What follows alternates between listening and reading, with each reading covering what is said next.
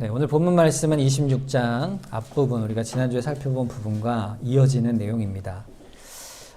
지난 시간에 살펴본 2절 말씀에 보면 여호와께서 이삭에게 나타나서 이렇게 말씀하시죠. 애굽으로 내려가지 말고 내가 내게 지시하는 땅에 거주하라. 이렇게 말씀하십니다. 거기 머물라. 거기 있으라. 말씀을 하시죠. 하나님이 그렇게 말씀하신, 지시하신 이유는 뭘까요? 애굽으로 내려갈 것 같아서 그곳에 머물러 있으라. 그 약속의 땅에 머물러 있으라. 하나님이 지시하신 것입니다. 그 이유는 1절에 나옵니다.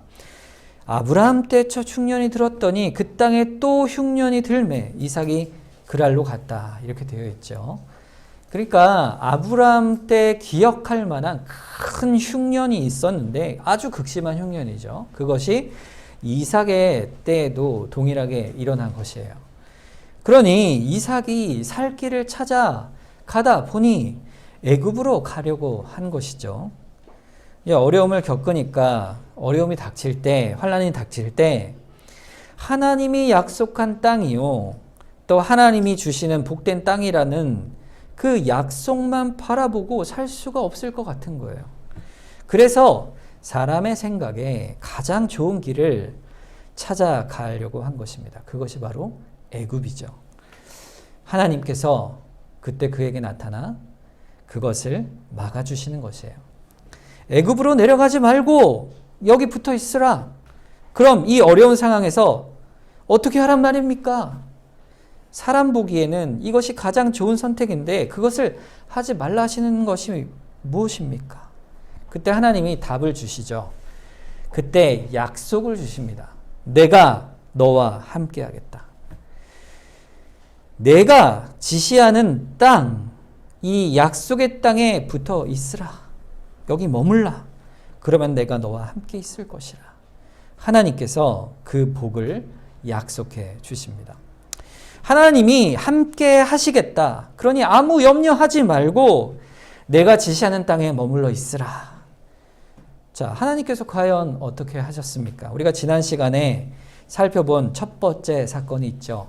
바로 이삭이 그 그랄 땅에 있는 블레셋 족속들이 아내를 통하여 자기를 죽일 것을 두려워하여 아내를 누이라고 할 때, 그때 하나님이 이 땅에 머물라, 하나님이 함께 하시겠다 하신 약속의 증거로 아비멜렉이 그것을 보게 하여 결국 그 믿지 않는 이방인의 손길을 통하여 오히려 그들을 보호하시는 놀라운 하나님의 손길을 경험하게 하십니다.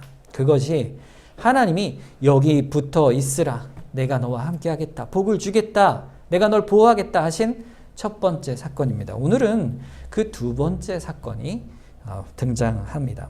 과연 하나님이 여기 머물라, 내가 너와 함께 하겠다, 이렇게 하신 그 말씀을 어떻게 이루어 가셨는가? 오늘 본문 12절에 그 사건이 등장하죠.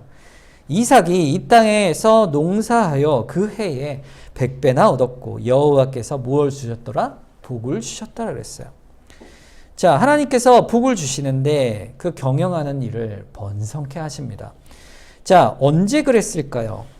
자, 오늘 본문 6절 말씀, 안본 6절 말씀이면 이삭이 그랄에 거주하였더니 하는 그 해에 농사를 지은 거예요. 농사를 지었는데 이삭이 거주하는 그 첫 해 결실이 어떠했다고 되어 있죠? 100배나, 자그마치 100배나 된 거예요.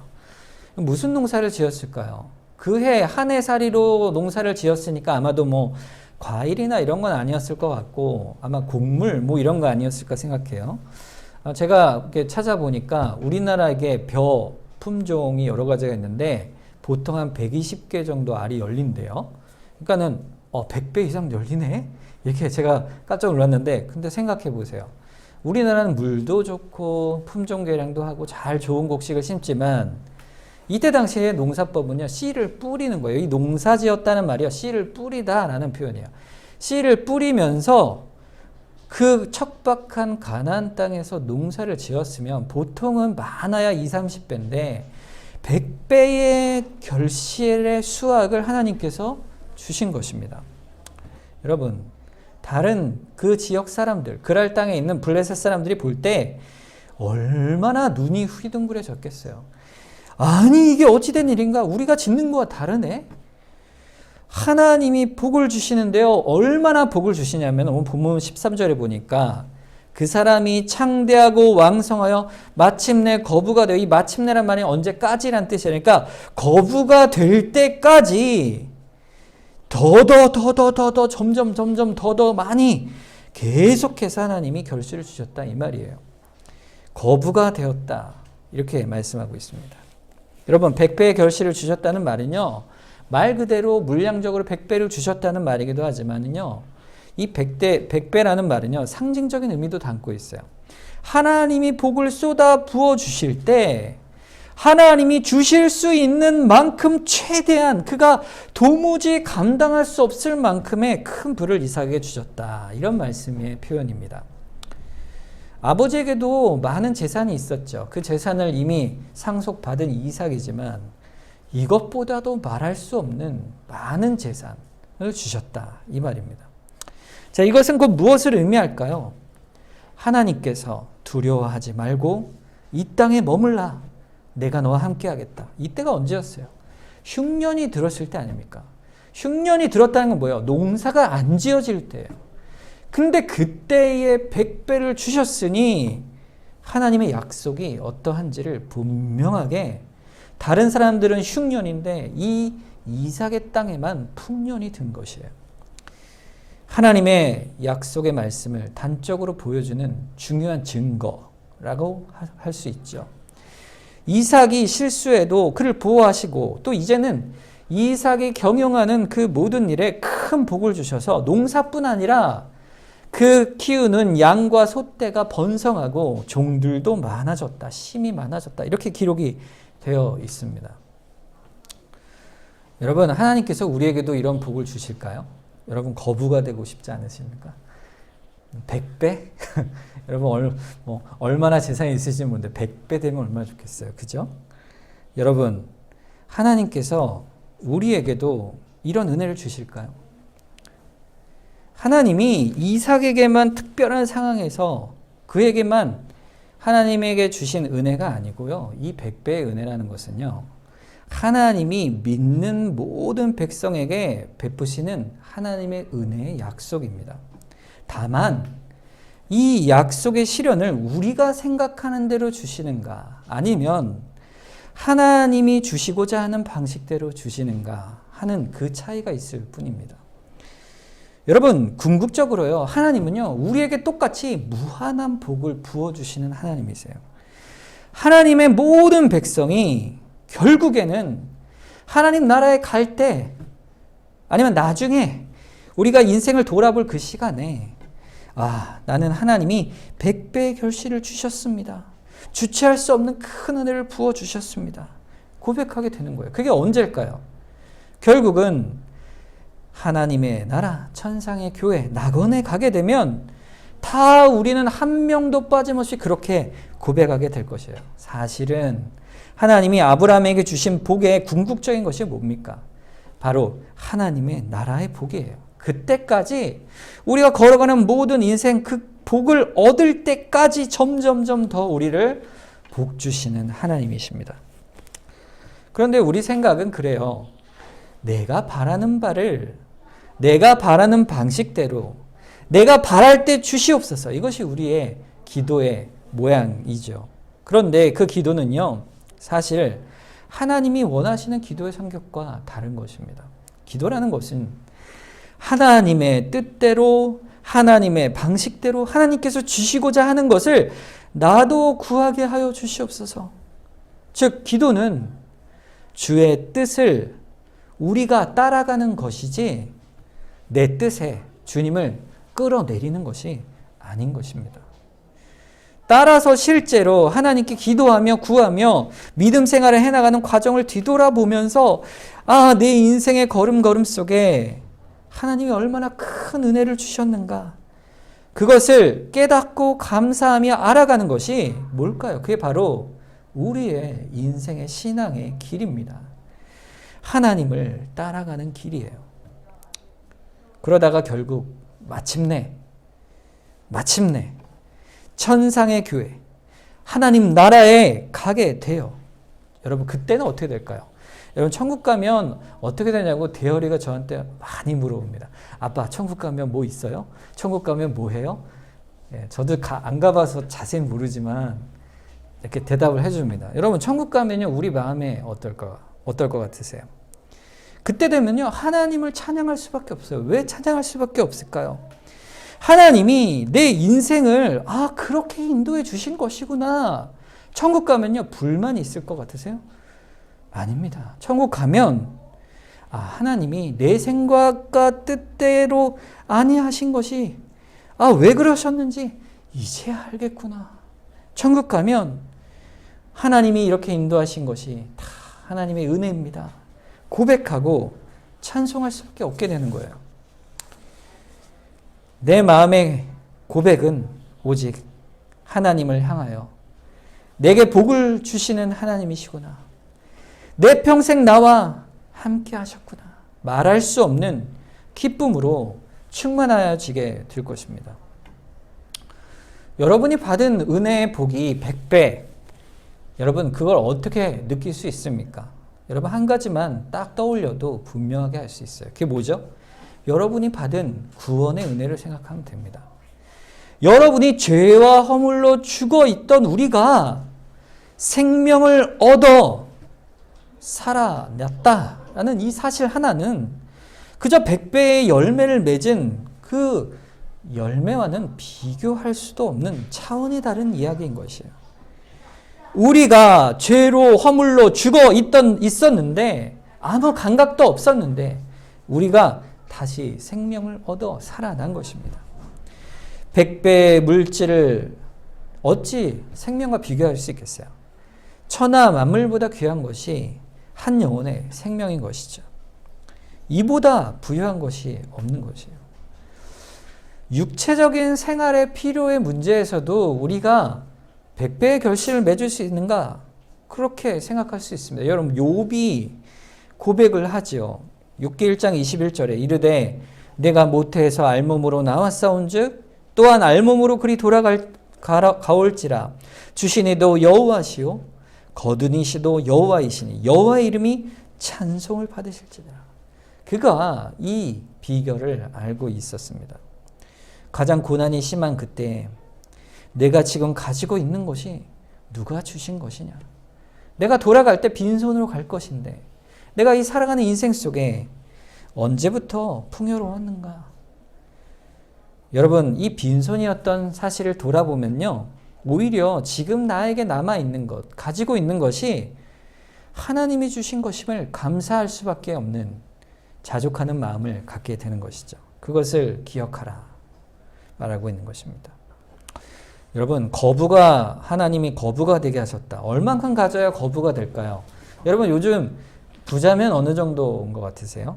네, 금융기관에서 조사한 내용을 제가 찾아봤는데 한 10억 이상 재산을 가지면 부자 아니겠어요? 10억이면 어마어마한 돈이잖아요. 자, 우리나라에서 35만 명이나 되는 사람이 10억 이상 가지고 있대요. 많죠. 생각보다 부자들이요. 근데 이 부자라고 생각하는 진짜 사람들은 스스로 이제 설문조사해 봤더니 스스로 부자라고 생각하면 얼마 정도 됩니까? 했더니 자그마치 100억 이상이라고 한답니다. 근데 100억 이상 가진 사람은 우리나라에 3만 명 정도 있대요. 그러니까 0.7% 정도가 우리나라 전체 재산의 절반 이상을 가지고 있는 거예요. 그러니까 부자죠, 부자. 여러분, 그런 부자가 되고 싶다는 생각 한 번쯤 해보지 않으셨어요? 내가 복권을 탁 하나 사가지고 당첨이 돼서 한 얼마 이렇게 딱 되면 좋겠다. 자, 그런데 여러분, 신자들이요, 그런 거부가 되면 좋겠다. 하나님이 나도 물질의 복을 주시면 너무 좋겠다. 이렇게 기도할 때, 그럼 뭐 하시게요? 라고 물으면 예외 없이 다 이렇게 말을 합니다. 내가 하나님의 선한 일들을 하고 싶기 때문에 부자가 되면 좋겠어요. 복음 사역에 애쓰고 또 선교사들 위한 선교관도 짓고 이웃도 구제를 많이 하고 다 이런 이유를 갖고 우리가 그런 생각들을 하게 됩니다. 얼마나 아름다운 마음인지 모르겠어요. 그러니까 나도 돈이 많으면 좋겠다 하고 말하는 그런 분들의 대답 속에는요, 사실은 부자가 되고 싶고자 하는 마음이 탐욕이 아니고 사실은 주의 선한 사업을 위한 것이다. 이것이죠. 자, 그런데요, 여러분, 한번 깊이 생각해 보세요. 깊이 생각해 보면, 정말로 주의 선한 사업을 위해 부자가 되길 원하는 것인가? 탐욕이 아니고, 즉, 개인의 필요와 욕심이 아니고, 여러분, 탐욕이라는 게 뭐죠? 개인의 필요보다 더 넘치게 갖고 싶은 마음이 탐욕이죠. 지금 내 상황 속에서 내 개인이 필요로 하는 그 수준보다 더 갖고 싶어 하는 것. 그것이 정말로 주의 사업을 위해서 필요로 하는 것인가? 하나님이 우리의 마음을 다 알고 계실 텐데 냉정하게 생각해 보자 하는 것이죠. 여러분, 그거를 판단하는 방법이 있어요. 여러분, 주의 선한 사업을 위해 내가 거부가 되기를 원하는가? 아니면 내 필요 이상으로 물질을 많이 갖고 싶은 욕심 때문인가? 그걸 구분하는 기준이 있죠. 여러분, 만약에요, 생상을 해보세요. 여러분이 지금 가진 재산이 얼마인지 모르지만 그 가진 재산의 100배가 된다. 혹은 1000배가 된다. 한번 생각을 해보십시오. 자, 우리가 꿈꿔온 그 돈이 있다면 여러분 뭘 하시겠습니까? 뭘 하실 것 같으세요? 아, 몇 억은 뭘 하고 몇 억은 뭘 하고 이렇게 나누고 생각하지 않겠어요? 그 열심을 가진, 선한 사업을 열심을 가진 사람이라면요, 바로 지금 1000분의 1의 재산을 갖고 100분의 1의 재산을 갖고 있는 지금 선한 사업을 위해 우리가 얼마나 마음을 두고 있는가, 그것을 보면 분명히 알 수가 있습니다. 지금 내 수준과 형편 안에서 주를 향한 선한 사업을 내가 얼만큼 하고 있는가, 그걸 보면 우리가 정말 재물에 대한 것이 욕심인지 아니면 선한 의도인지 쉽게 알 수가 있는 것이에요. 주님이 말씀하셨어요. 누가복음 16장 10절에 지극히 작은 것에 충성된 자는 큰 것에도 충성되고 지극히 작은 것에 불의한 자는 큰 것에도 불의하니라. 이건 돈만 관련된 얘기가 아니에요. 시간에도 마음에도 그 정성도 마찬가지인 것입니다. 작은 일에 충성된 자는 큰 것에도 충성된 자다. 주님은요, 그 작은 것에 충성된 자에게도 큰 것을 맡기시는 분입니다. 그것은 헌금을 이만큼 하면 이만큼 주신다라는 기브앤테이크 이런 말씀하는 것이 아니라 우리의 영적 내면의 본질을 바라보라. 하나님 앞에 우리가 어떻게 서 있는지를 보라. 이렇게 말씀하시는 것이에요. 그러니까 나는 거부가 아니어도, 나는 자그마한 재산을 가지고 있는 평범한 소시민이어도, 그러나 주를 향한 선한 열심, 내가 주를 위해 열심히 살아야겠다라는 사람은요, 이미 작은 것에서도 그 열심은 여전하기 때문에 그곳에서 이미 마음을 다해 열심을 다하고 있는 거예요. 그런 사람은 사실은 이미 거부가 된 사람이에요. 왜 거부가 될까요? 그 보물을 하늘에 쌓아두고 있기 때문입니다. 천국의 복을 누리는 거예요. 하나님이 보시기에 이미 100배의 복을 누리고 있는 사람이 바로 그런 신자의 모습인 것입니다. 여러분, 그 이삭의 부유함의 결과가 어떠했습니까? 블레셋 사람들이 이삭을 어떻게 하죠?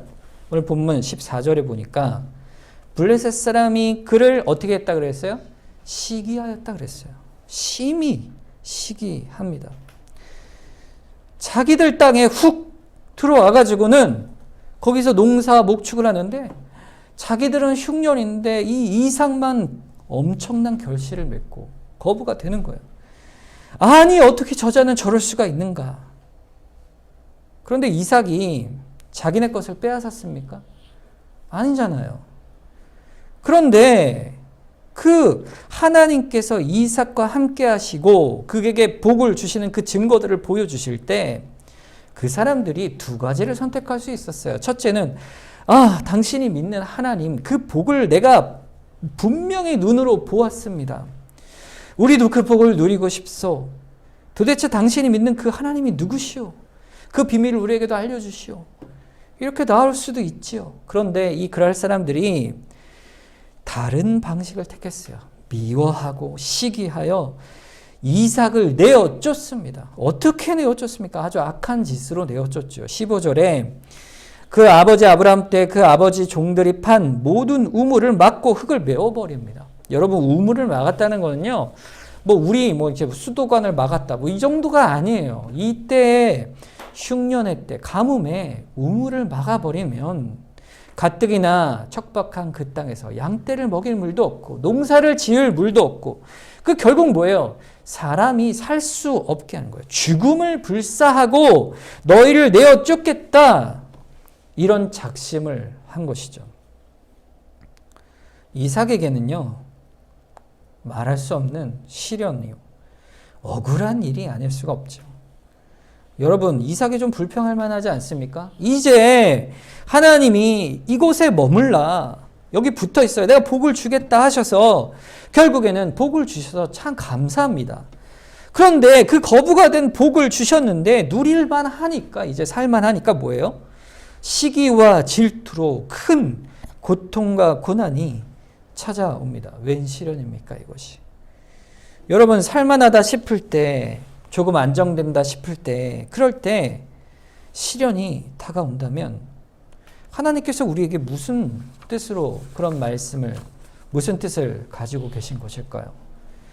여러분 가운데 이것만 해결되면 참 좋겠다, 다른 것은 다 괜찮은데 이거 하나만 늘 마음에 걸리는, 그것이 자식의 문제일 수 있고, 또 교우 간의 관계 문제거나 아니면 사업의 문제거나 건강의 문제일 수 있습니다. 무엇이든 있을 수 있어요.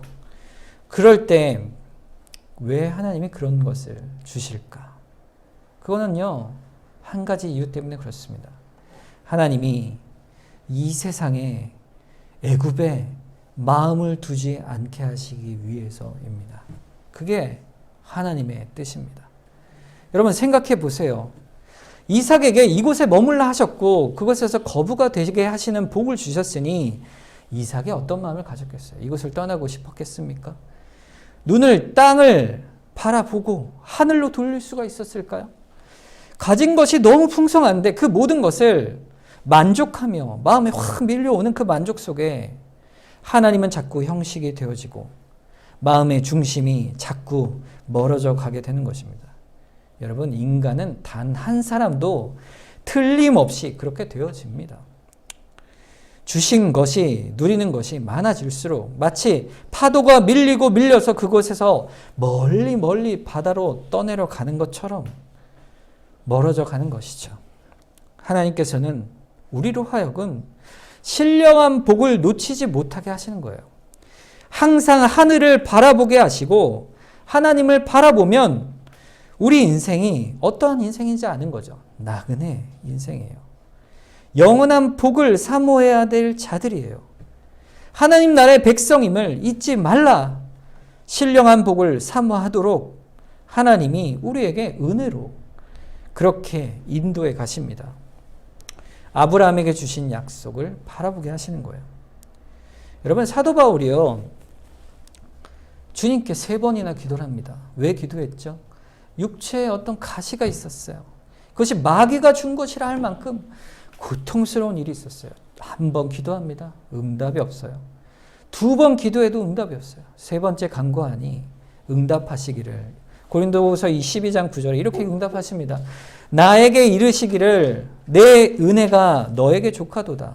이는 나의 능력이 약한 데서 온전하여짐이라 하신지라. 그러므로 도리어 크게 기뻐함으로 나의 여러 약한 것들에 대하여 자랑하리니 이는 그리스도의 능력이 내게 머물게 하려 함이라 그랬어요. 주의 은혜가 내게 족하도다. 내가 약할 때 그리스도의 능력이 내게 머물게 하려 하시는 하나님의 은혜다 선언합니다. 그때 사도 바울이 크게 기뻐하죠. 여러분, 이삭의 그 가시 같은 은혜가 무엇이었습니까? 이삭뿐 아니라 아브라함에게도 또 야곱에게도 우리에게도 바로 이 땅을 나그네로 살게 하시는 것입니다. 이삭은 자기 존재가 나그네라는 사실이 금방 드러나요. 아비멜렉을 그 땅에 살아갈 때 아비멜렉이 이삭을 받아주죠. 왜 받아줬습니까? 나그네니까. 미비하니까. 하나님을 섬긴다 하니 날 위해서 복이나 빌어줘. 이 정도였겠지요. 그러면서 이삭을 보았는데 너무 강대해지니까 이제 이야기가 달라지는 거예요. 아비멜렉이 마음이 뒤틀리고 편치가 않은 것입니다. 여러분, 이삭의 입장은 어때요?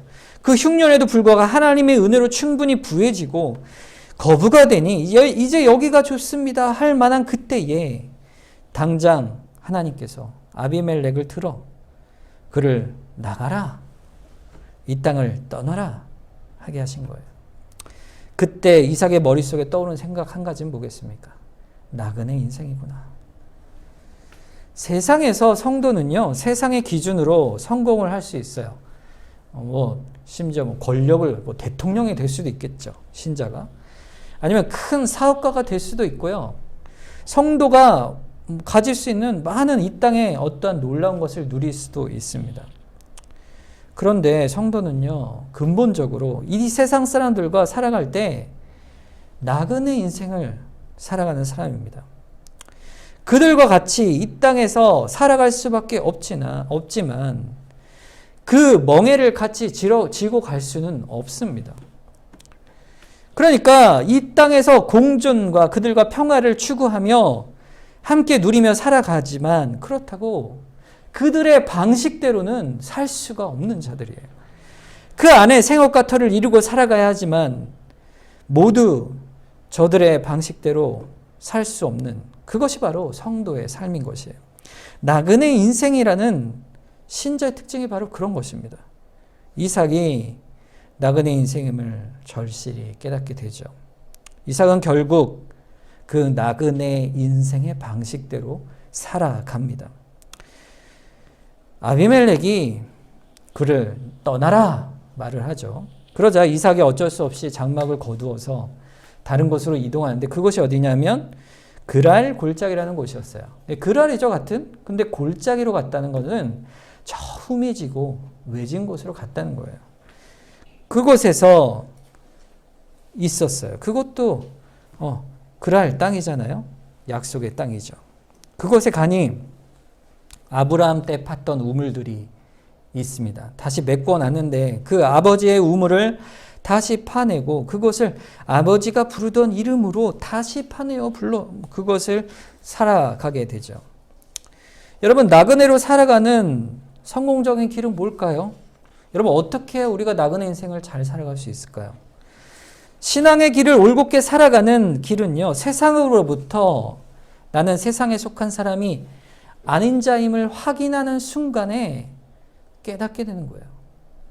예수님께서 우리가 어떤 존재라고 말씀하시냐면 요한복음 15장 19절에 너희가 세상에 속하였으면 세상이 자기 것을 사랑할 것이나 너희는 세상에 속한 자가 아니요 도리어 내가 너희를 세상에서 택하였기 때문에 세상이 너희를 미워하느니라 그랬어요. 여러분, 다를 때 그때 여러분 오히려 기뻐하라. 너희가 하늘에 속한 자라. 주님이 말씀하고 있는 것이죠. 여러분, 그럴 때요, 외롭고 서글프고 억울하고 힘들죠. 그때 성도가 가야 할 길이 무엇입니까? 어떻게 견뎌갈까요? 오늘 이삭이 그것을 보여줘요. 이삭이 18절에 보면 아브라함이 팠던 우물을 다시 파내요. 그리고 아브라함이 불렀던 이름으로 우물을 부릅니다. 이게 무슨 뜻일까? 그것은요, 먼저 믿고 갔던 성도의 길을 따라가는 거예요. 앞서간 믿음의 선배들을 따라가는 거예요. 바라보는 거죠. 신앙의 여정을 어떻게 걸어갔는지를 바라보는 것이죠. 저들이 내린 발자국을 따라가는 거예요. 그게 그 안에서 주님의 발자국을 따라가지만 그 믿음을 따라갔던 믿음의 선진들을 보는 것이죠. 우리에게 영적인 스승, 영적인 선배들이 왜 필요합니까? 혼자 신앙생활하면 되지. 왜 그럴까? 우리가 왜 교회 안에 머물러 있어야 되는가?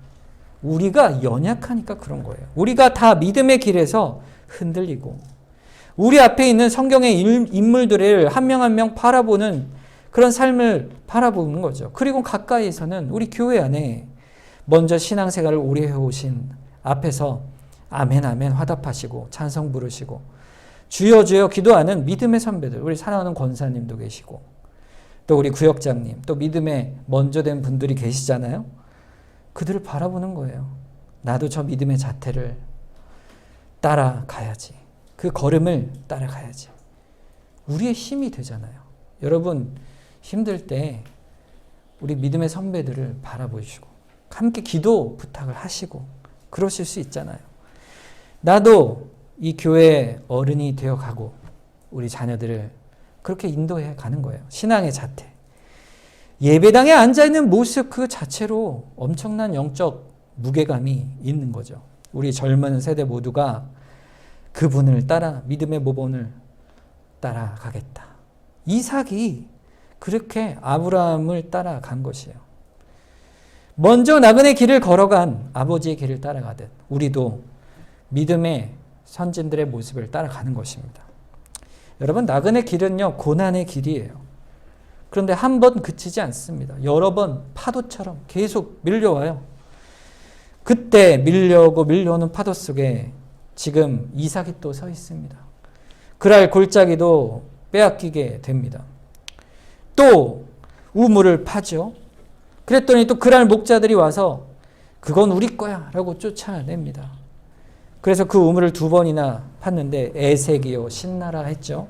여러분 에색은요 다툼이라고 했는데 원어적 의미는요 강탈당했단 말이에요. 와가지고요 지켜보고 있다가 벼르고 있다가 가가지고 일부러 팍 빼앗은 거예요. 강탈당한 거예요. 신나는요 증오라는 단어예요. 증오 원래 악마 같은 관계로 증오심을 갖고 빼앗은 것이에요. 여러분 그냥 억울하게 당한 게 아니고요.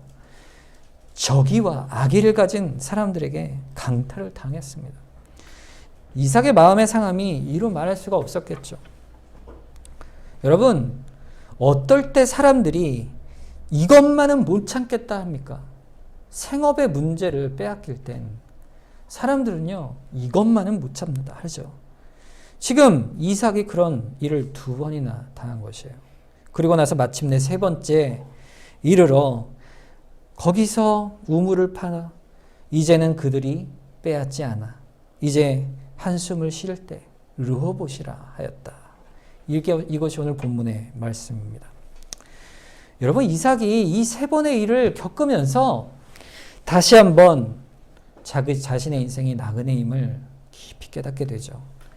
그러면서 이삭이 무엇을 깨달았는지 거기 머물지 않고 그랄 땅에 머물지 않고 떠나갑니다. 어디로 가죠? 23절에 이삭이 거기부터 어디로 가죠? 브엘세바로 올라갑니다. 여러분 브엘세바가 어디죠? 창세기 21장에서 아브라함이 아비멜렉이 찾아와요. 이전 아비멜렉이 찾아와서 너는 당신은 무슨 일을 하든지 하나님이 함께 하심을 내가 보았소.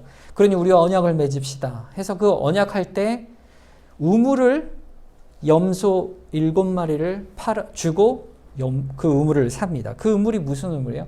브엘세바, 맹세의 우물이었어요.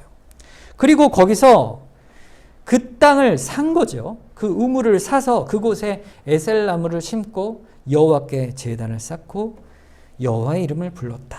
예배하였다. 그것이 바로 브엘세바입니다. 이삭이 아버지의 그 믿음의 모습을 따라가며 간 곳이 어디입니까? 아버지의 예배 처소였던 브엘세바입니다.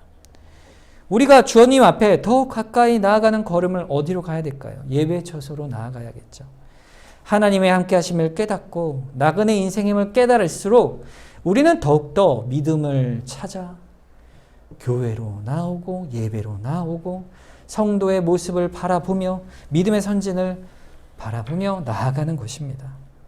그때 주님이 이삭에게 나타나 말씀하십니다. 24절에 그 밤에 여호와께서 그에게 나타나 이르시되 나는 내 아버지 아브라함의 하나님이니 두려워하지 말라.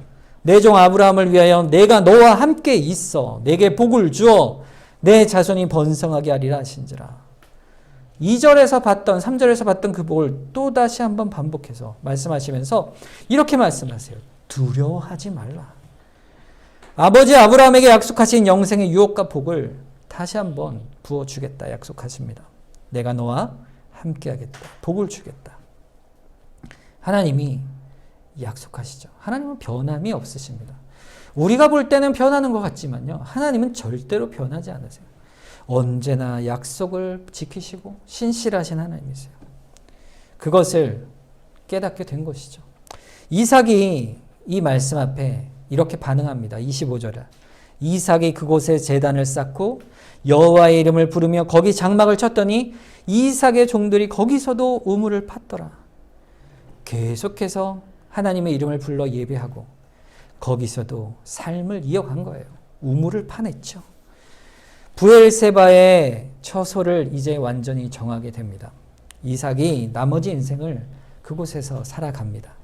계속 신앙의 인생을 찾아 떠나는 것이죠. 여러분 삶에 어디에 거점을 두시겠습니까? 먼저 믿은 성도의 삶, 그들이 귀히 여겼던 믿음과 그 뿌리로 우리가 살아가야 되지 않겠습니까? 인생이 더해갈수록, 신앙의 연륜이 더해갈수록 여러분이 소중히 여기고 귀히 여기는 것은 도대체 무엇이 되어야 될까요? 하나님의 나라와 그의 몸된 교회를 사랑하는 일, 바로 그것이 아니겠습니까? 예전에 나도 열심히 했어. 그걸로 충분할까요? 봉사의 모습, 사랑의 모습, 주를 위한 선한 사업의 열심이 각각 다 다를 수 있어요. 어떤 사람은 몸이 아프고 나이가 들어 손길이 적을 수 있죠. 또 상황과 형편이 그럴 수 있어요. 그러나 우리의 심령과 마음은 주를 더 사랑하고 그를 더 따르기를 원하며 결국 우리가 세상에 고난이 밀려올지라도 먼저 믿은 선배의 믿음의 발자취를 따라가는 것 외에는 다른 길이 없는 것입니다. 오늘 하나님께서 과연 약속의 땅에 머물라, 내가 너와 함께 하겠다 약속하시면서 두 가지 사건을 보여주셨어요. 하나님이 보호하시고 또 이삭에게 풍요로운 복을 주셨으나 끝내는 우리가 그럼에도 불구하고 이 땅에서 나그네 인생임을 깨닫게 하시는 것입니다. 그래서 하나님의 약속만 바라보라. 이삭을 끝까지 하나님의 손길로 복된 길로 하나님의 함께 하심을 깨닫도록 인도해 가시는 것이죠. 이 땅에서 내가 누리는 탐욕과 욕심, 그것대로 사는 것이 평안이 아닙니다. 하나님과 동행하고 그 교훈대로 살아가며 하나님이 우리에게 주신 참된 영원한 그 복, 하나님이 함께 하시며 또 하나님 나라에 이르게 하시는 그 끝까지 붙드시는 하나님의 인도하심을 우리가 믿고 한 걸음 한 걸음 믿음 생활을 해나가는 것입니다. 우리가 오늘 말씀을 듣고 우리가 이 시간 함께 기도하길 원합니다. 하나님, 우리의 걸음걸음이 하나님의 함께 하심과 복 가운데 있으나 우리가 나그네 인생임을 또한 압니다. 주님, 우리를 이 교회 안에 불러주셔서 또 믿음의 선진을 따라 믿음으로 함께 걸어가게 하시니 감사합니다. 우리가 이러한 믿음의 선진이 또한 되게 하여 주시고 또 우리가 따르는 믿음의 선진들의 믿음도 붙들어 주시고 우리 교회가 하나가 되어 믿음으로 온전히 나아가게 하여 주시옵소서. 우리의 삶을 또한 붙들어 주시옵소서. 우리 함께 합심해서 한번 기도하도록 하겠습니다.